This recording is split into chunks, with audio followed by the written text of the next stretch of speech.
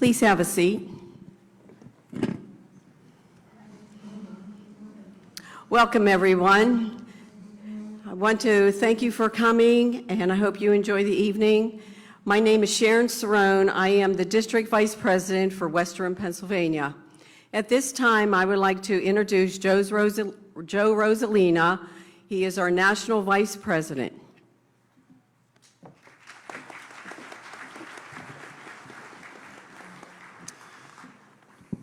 Good evening, everyone. My name is Joe Rosalina. I'm the ISDA National Vice President. It is my honor to introduce to you the National President of the Order of Italian Sons and Daughters of America. Under the leadership of our President, Basil Russo, ISDA has grown to become the most successful Italian-American organization in our country.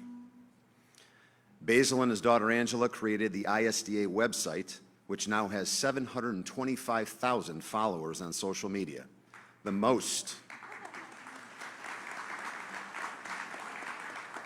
of any Italian-American organization in America. Basil and his wife Pat created our outstanding newspaper, La Nostra Voce, an exceptional publication that is second to none in the Italian-American community. Basil has increased ISDA membership by 20%, founding new lodges in New York City, New Jersey, Florida, Louisiana, North Carolina, and even Canada.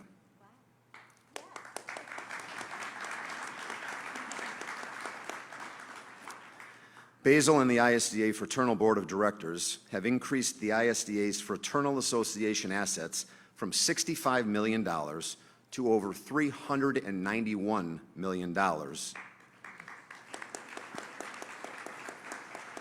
making it the largest Italian-American insurance and annuity company in the United States.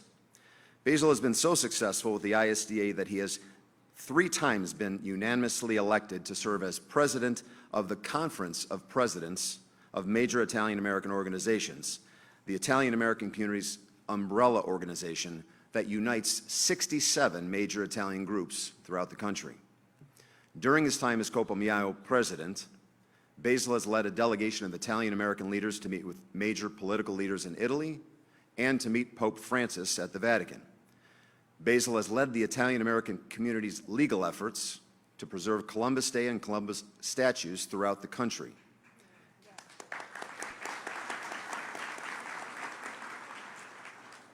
He has worked tirelessly with the White House to help draft appropriately worded Columbus Day proclamations in 2022 and 2023. Basil has also co-founded the Italian-American Future Leaders Conference, which brings young Italian-American leaders from throughout the country together in Fort Lauderdale each year in order to inspire them to embrace their heritage and to begin assuming leadership positions throughout our community. Basil and his family, with the support of the ISDA, have also created the Russo Brothers Italian-American Filmmakers Forum that has awarded over $450,000 in grants to 48 filmmakers who create films that explore the Italian-American experience in a positive manner.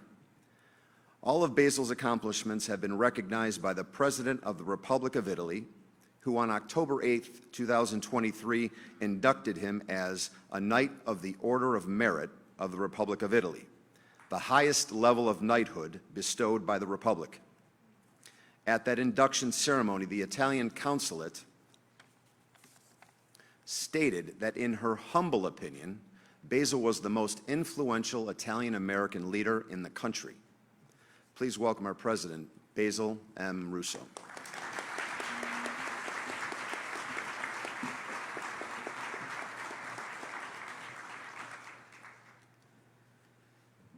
Good evening, ISDA members. We're very happy that so many of you were able to join us on this most memorable occasion. Our organization was formed right here in Pittsburgh in 1930 by members of some 30 lodges who chose to leave their parent organization, then known as the Order Sons of Italy, in large part because women were not allowed to become members of their lodges. So the Pittsburgh members formed their own new organization and chose to name it the Italian sons and daughters of America. Over the years, our ISDA has grown to become one of the 2 largest Italian-American fraternal organizations in our country, in large part because of the important role women have played in the development and growth of this organization. And tonight, we have chosen to celebrate the contributions Italian-American women have made not only to the ISDA, but to our country. From Mother Cabrini, the first American saint who founded 67 hospitals, orphanages, and schools throughout our country at a time when women were not even allowed to vote, to Ella Grasso, who was the first woman elected in her own right to serve as a governor of one of our 50 states, to Geraldine Ferraro, who was the first woman to run for vice president on a major party ticket, to Nancy Pelosi, who was the first woman to serve as Speaker of the House of Representatives. Italian-American women have been precedent setters in terms of the major contributions they have made to our country. And tonight's distinguished guest, Dr. Jill Biden, has herself made many significant precedent-setting contributions to our country. To begin with, Dr. Jill Biden is the first Italian-American to serve as First Lady in the 248-year history of our country. And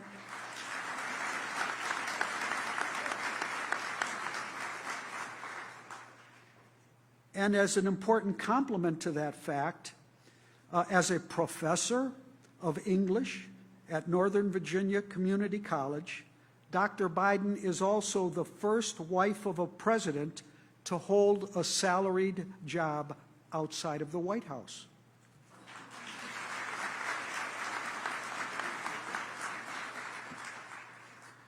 Throughout her 8-year tenure as our country's second lady and her 4-year tenure as our country's first lady, Dr. Biden has championed multiple causes directed at helping military families, promoting education, and improving health care.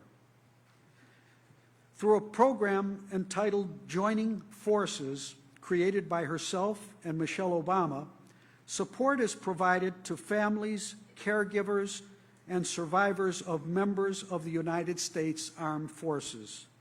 This program works with national employers to help military spouses find jobs, to improve education for the children of military families, and to improve medical health services to military families as well. Through the Biden Cancer Moonshot, the First Lady has continued to work on behalf of American families to confront cancer by focusing on supporting patients and their loved ones during their cancer journeys. Dr. Biden also helped launch and is leading the White House initiative on women's health research to fundamentally change how our country approaches and funds research on women's health concerns. And Dr. Biden is also a New York Times best-selling author of several books, including Where the Light Enters, and her children's books, Don't Forget, God Bless Our Troops, and Joey, the story of Joe Biden. Dr. Biden is also the co-founder of the Biden Foundation, a charitable foundation that allows she and her husband to continue to pursue causes that they passionately care about, including how to stop violence against women. Dr. Jill Biden sets us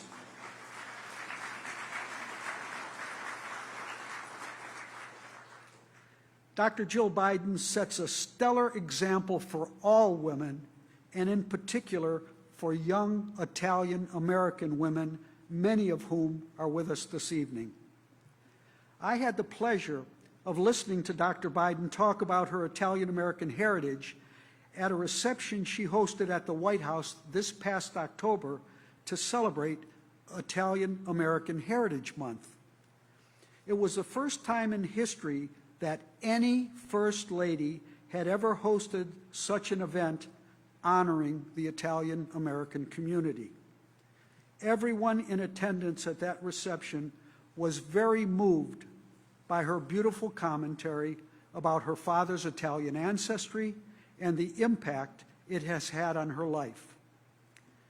Hearing that talk motivated me to invite the First Lady to be our guest speaker this evening so that she may share her thoughts about her Italian ancestry with the members of the ISDA, and she graciously agreed to do so. Ladies and gentlemen, it is my distinct honor to present to you the First Lady of the United States of America, Dr. Jill Biden.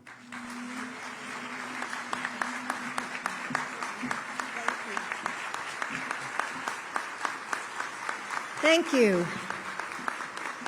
Thank you very much. Thank you, Basil. I'm grateful for your leadership of this organization. My goodness, you've done so much. I think you should be up here speaking.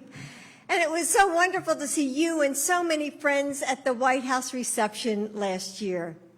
And the same feeling is in this room tonight, the warmth that makes our community so special. And to Joe and Sharon, thank you for all of your work to celebrate our heritage and elevate Italian-American stories here in Pittsburgh and across the country. So buonasera, everyone. It's great to be with all of you. Not only because of my Italian roots, but also because I can't help but feel home state pride whenever I'm in Pennsylvania. A blank space on a piece of paper greeted my great-grandparents when they arrived at Ellis Island. There, Gaetano and Concetto Giacoppa filled in their names so that they could start their new lives here in the United States. It must have felt like they were entering another kind of blankness, too. They left everything they had known behind in Italy, their family, their homeland. Even their name, Giacoppa, eventually became Jacob's, but their hearts were full. They had carried their values with them across the Atlantic: loyalty, kindness, grit, and the courage to chase this country's unlimited promise. Their son Dominic, my grandpa, found work delivering furniture for a small store in southern New Jersey. He and my grandmom worked hard to build a life that they could be proud of. To this day, the scent of Italian bread toast and the sound of sauce bubbling on the stove brings me back to their tiny kitchen. They raised my dad, who went on to fight for this country in World War II at the age of 17. When he returned, he used the GI Bill to get his business degree and eventually become a bank manager. That's how he and my mom carved out a middle-class life for me and my 4 sisters. When I was growing up and dreaming of what my life would become, I knew that I wanted 2 things: a marriage like my parents, strong and loving, and a career. And I found both. Education has been my life's work, and I continue to teach at a community college just outside of Washington, D.C., as Basil said. In Joe, I found a husband who always supported my career.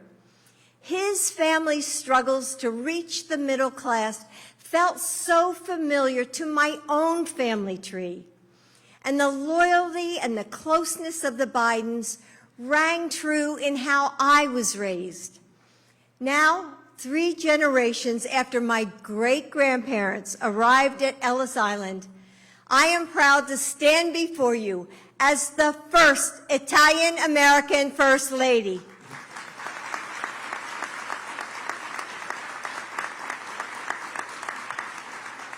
So many generations of Italian Americans have shared the beauty of our culture with their communities and made this country a little brighter and a little better along the way. But of course, you know, we haven't always been welcomed. There have also been dark days in the Italian American story.